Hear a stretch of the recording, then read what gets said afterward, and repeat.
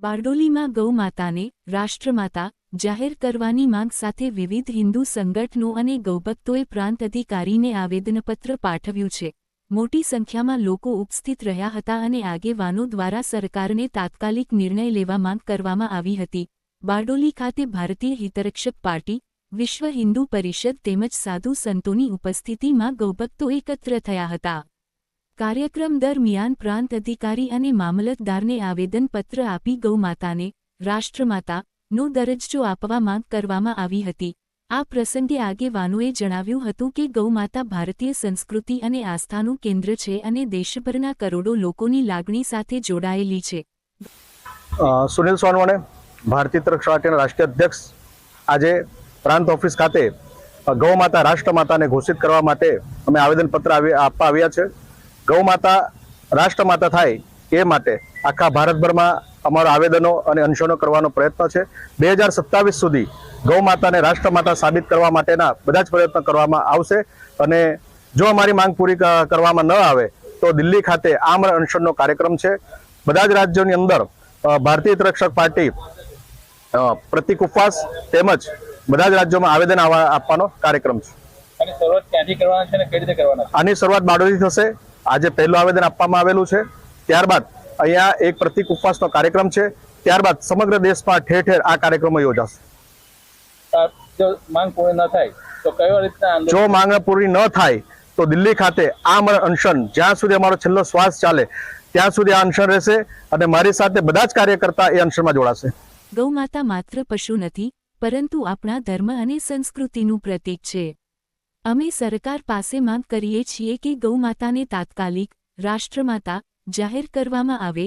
જો માંગ સંતોષવામાં નહીં આવે તો અમે રામલીલા મેદાન ખાતે મોટા પાયે આંદોલન અને આમરણાંત ઉપવાસ કરીશું। કૃષ્ણ, હું સ્વામી વલ્લભા ચૈતન્ય હરિતીર્થથી બારડોલીથી આજે જે અમે રાષ્ટ્રીય ગૌમાતાને જાહેર કરવા માંગીએ છીએ તો એના માટે મેં પણ અન્નનો ત્યાગ કર્યો છે અને જ્યાં સુધી આ આંદોલન પતે નહીં અને માતાને રાષ્ટ્રીય ગૌમાતા તરીકે જાહેરાત નહીં થાય ત્યાં સુધી અમે આ અમારું અનશન ચાલુ રહેશે। ગૌમાતાને કઈ રીતે પૂજ્ય કરવામાં આવે છે અને તમે શાને માટે આપણે સનાતન ભારતમાં જે ગૌમાતા છે એને 33 કોટી દેવી દેવતાઓનો વાસ છે અને અમે એને પૂજનીય ગણીએ છીએ। દેવી દેવતાઓ પણ એને પૂજે છે।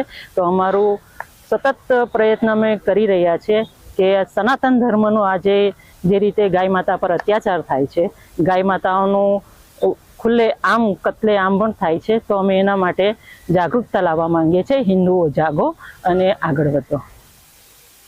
ગૌમાતાના દૂધથી લઈને મૂત્ર અને છાણ સુધી દરેક વસ્તુ માનવ જાત માટે ઉપયોગી છે।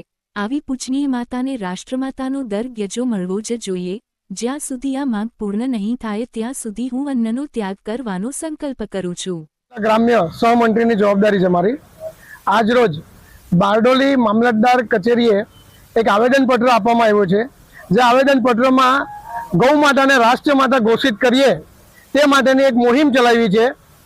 એ મુહિમની અંદર સુનિલભાઈ સોનવણેની સાથે સમગ્ર દેશના હિન્દુ જેઓ પોતાને સનાતની માને છે એમની સાથે તમામ હિન્દુ દેશના તમામ સનાતની ભાઈઓ જે વિશ્વ હિન્દુ પરિષદ અને બજરંગ દળ સાથે જોડાયેલા મારા સ્વયંસેવકો, કાર્યકર્તાઓ અને મારા ભાઈઓ છે એ અમે સંપૂર્ણ રીતે અમે એમને ટેકો આપીએ છીએ કે રાષ્ટ્રમાતા ગૌમાતા રાષ્ટ્રમાતા થાય।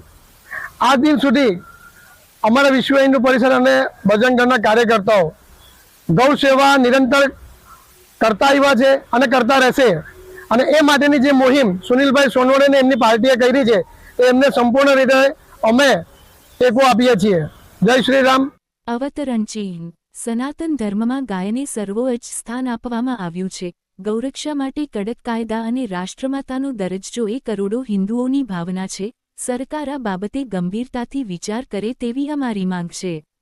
આવેદનપત્રમાં ચેતવણી પણ આપવામાં આવી છે કે જો સરકાર ટૂંક સમયમાં નિર્ણય નહીં લે તો આ આંદોલન બારડોલીથી શરૂ થઈ સમગ્ર દેશમાં વિસ્તરશે।